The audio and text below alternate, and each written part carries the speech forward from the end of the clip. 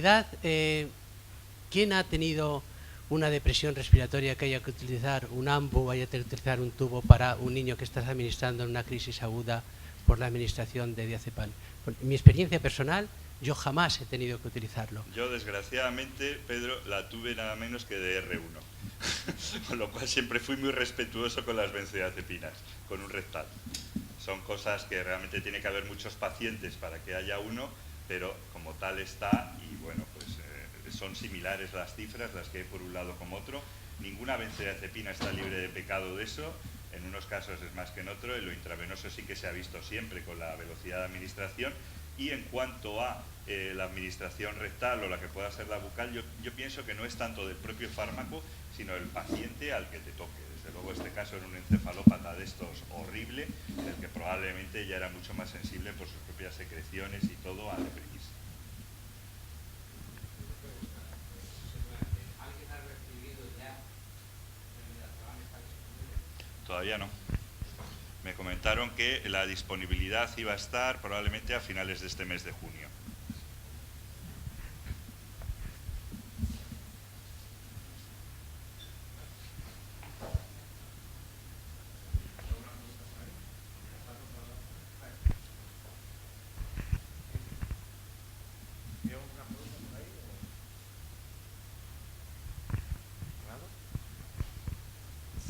Sí, Vicente, la dosis del perampanel en adolescentes, ¿hasta cuánto habéis llegado máximo? Y luego, no sé si has comentado que cuál sería la asociación que teóricamente es por la... No sé si lo has comentado. Perdón. En adolescentes hemos llegado a los ensayos clínicos a 12. Sí. Hay que vigilar la irritabilidad. Es el mayor problema en los adolescentes. Pero sí que tenemos experiencia con 12 en alguno. Y combinación, en realidad, es un mecanismo de acción diferente. Entonces, yo pienso que va a combinar bien con cualquiera, no va a haber una asociación específicamente, sino que es un fármaco que al ser diferente va a ser útil para combinarlo con cualquier mecanismo de acción. Para esto hay que creer en el tema de los mecanismos de acción. Jaime no cree, yo sí que creo, pues Por alusión. por alusión. Vamos a ver, lo que es que creo también en otras cosas. Y por ejemplo, con el perampanel, una de las cosas que a lo mejor más me preocupa es la afinidad a proteínas que tiene, ¿no? Cuando lo combinas, por ejemplo, con el valproico o lo combinas con la fenitoína.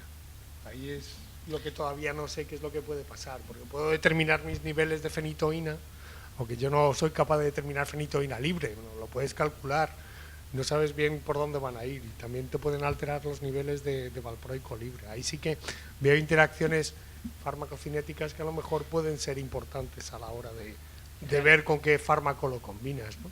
En realidad los ensayos clínicos no, que es los datos que tenemos hasta ahora más estudiados, no había diferencias. Entonces, hay un póster que o sea, el único dato que hay hasta este momento es un póster que se comunicó en Washington, en la AES, que analizaba con GABA, no GABAs, con sodios, no sodios, y no veía diferencias. Nosotros en nuestro paper lo analizaremos y veremos. No, pero vamos, el tema farmacocinético a lo mejor está todavía... A lo mejor está por... Pudiéramos ver los niveles ahí, sobre todo con lo que ese detalle. Sí. Estamos dándole vueltas cada varios años, y como yo, como ves, tengo el pelo blanco, el tener los pacientes con un fármaco como mucho dos, y te he escuchado decir que, bueno, he visto ahí un paciente con 4 fármacos. ¿No os habéis planteado en el estudio la posibilidad de retirar fármacos? Que claro, es que un paciente con 4 fármacos, pues al final realmente no sabes si sí, le has puesto uno y parece que está funcionando, pero uno de los que has presentado llevaba la lamotrigina durante el tiempo que era a nivel infantil, iba estupendamente con la lamotrigina. Y sin embargo ahora mismo no lleva la lamotrigina. Entonces, Sí que la lleva. Sí, perdón, sí, lo llevaba, perdona, pues entonces, pero es que me llama la atención el no intentar quitar de los otros que se han sumado que no le han funcionado. A mí también, y Y siempre que doy una charla digo, hay que dejar solo con 2 o 3. Y luego voy al lunes a la consulta y los tengo. Pero les intentas quitar a veces y tienen crisis. O sea que la teoría es una cosa y la práctica otra. Lo que sí que he dicho es que si el paciente está en politerapia, yo en general iría a 4 miligramos y esperar que pasa. No subir ya directamente hasta 8. Eso es lo que yo haría. Si le quitas algo, pues ahí sí que yo estoy subiendo hasta 8 si les estoy quitando otro. Pero no sé todavía cuál es la visión acertada. Tenemos que verlo con el tiempo. Yo quería hacer un par de comentarios. Vicente, yo te quería preguntar, en tu experiencia, por el efecto que a nosotros nos incumbe más en la parte pediátrica, que es la irritabilidad y la agresividad.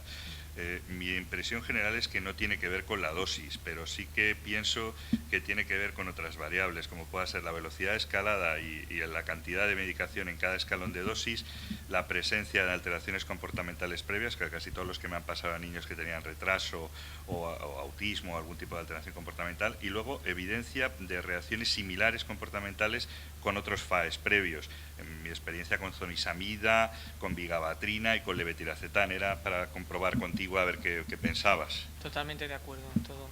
Lo que pasa es que yo sí que creo que tiene que ver con la dosis. Con la dosis. A veces con dosis, o sea, claro, no sé si has llegado a dosis muy altas, pero... Es que, por ejemplo, nosotros el único paciente que pusimos que llegara a 12 miligramos no ha tenido ningún efecto secundario, o sea Claro. que... Lo que pasa es que aquí cuando tú analizas las dosis, luego dices, claro, es que tengo pacientes con 12 que no lo tienen, claro, porque esos no iban a tener todos los otros factores que tú tienes. Pero si en el mismo paciente, lo analizamos con diferentes dosis, vemos que al subir a dosis más altas podemos tener más este problema. Por tanto, una posibilidad es reducir la dosis. Y como tú has dicho, titular despacio. Sobre todo si hay prevención. De todas maneras, a dosis bajas, si hay antecedentes de alteraciones de comportamiento, hay que tenerlo muy en cuenta. Sí, es importante conocerlo para precauciones especiales con el fármaco, ¿no? Eso es muy importante porque es bueno, o sea, el saber que puede pasar eso te hace ya ir con una precaución especial, como hemos hecho muchas veces con levetiracetam o como hemos hecho con vigabatrina en el pasado. Y luego quería hacer un comentario con zonisamida, que claro, lo de las indicaciones está muy bien, pero nosotros desde luego si nos tuviéramos que manejar por las indicaciones no tratábamos nada, y realmente a nosotros lo que más nos interesa zonisamida es en el grupo de las encefalopatías epilépticas.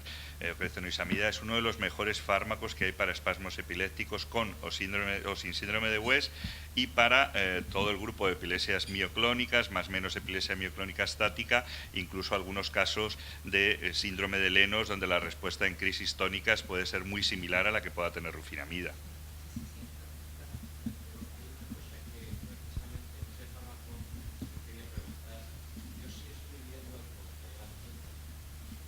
Pacientes con Lennox o con epilepsias muy graves que empiezan otra vez las crisis poco a poco, van empezando las crisis, no llegan a ser lo fuerte y lo importante que eran al principio, pero da la impresión como si hubiera un acostumbramiento a la dosis. Sí, ¿es así o lo habéis visto? En los estudios se ve que lo que pasa al inicio, en las primeras semanas de mantenimiento, luego se mantiene esa eficacia. Otra cosa es la propia epilepsia, la evolución de la epilepsia, que ya no es la dosis, sino que evoluciona y se hace más resistente, y eso lo vemos con la zonisamida y con muchos fármacos. Yo creo que igual es eso. En los estudios sale bastante mantenimiento de eficacia a largo plazo en el estudio, pero quizá eso tiene más que ver con la propia epilepsia. No es un fármaco que tenga tolerancia, desde luego. No. Pedro ¿Qué piensa la mesa sobre la reducción obligada de las crisis de cierta patología como síndrome de Lennox-Gastaut, que se valore solamente la presencia de crisis? O sea, yo creo que hay que valorar las crisis dependiendo de qué tipo de crisis queremos reducir por la incapacidad que puede producir al paciente en determinadas tipos de patologías. Pero muchas veces valorar a los pacientes a que estén sin ninguna sola crisis, lo único que conseguimos es que estén peor. Totalmente de acuerdo. De hecho, el objetivo es mejorar la calidad de vida. No se trata de quitar las crisis a cualquier precio, ¿no? Entonces, muchas veces es lo que se comentaba aquí, que empezamos a acumular fármacos, vas metiendo y de repente ves que estás con 4 y ¿qué has hecho? A lo mejor has disminuido un 50% y tienes al niño totalmente groggy, ¿no? En el Lenos es fundamental lo que tú has dicho, Pedro, seleccionar qué crisis son las dianas que están influyendo sobre la calidad de vida negativa, y esas son las crisis de caída, sean tónicas o atónicas. Esas son las que tenemos que intentar mejorar con los nuevos fármacos que tenemos a la disposición para complementarlos con los que ya conocemos, como el valproico, por ejemplo. Otra cosa de ciencia ficción es intentar quitarle las crisis tónicas nocturnas, que muchas veces son crisis tónicas nocturnas menores, que abre los ojos o hace un mínimo componente tónico. Eso es casi imposible de quitar. Entonces, totalmente de acuerdo, hay que mejorar la calidad de vida, pero no quitar las crisis a cualquier motivo, a cualquier costo. Hombre, el objetivo es que no tenga crisis, pero la epilepsia no solo son crisis y por tanto hay que balancear todo y que esté lo mejor posible. Hago yo la última, es para que Jaime no se vaya tan libre. No, le paso yo No, simplemente en lo que has revisado, alteraciones de peso con la glucosamida. Yo no he visto ninguna y no he encontrado ninguna alteración del peso. ¿Has encontrado todo o no? He encontrado una pérdida de peso. Ah, sí. Pero Sí. vamos, no una pérdida de peso. Eso siempre se tolera mejor, la pérdida de peso, que lo contrario, ¿no? Yo creo que en ese sentido... Perampanel te engorda mucho, Vicente, el perampanel, ¿no?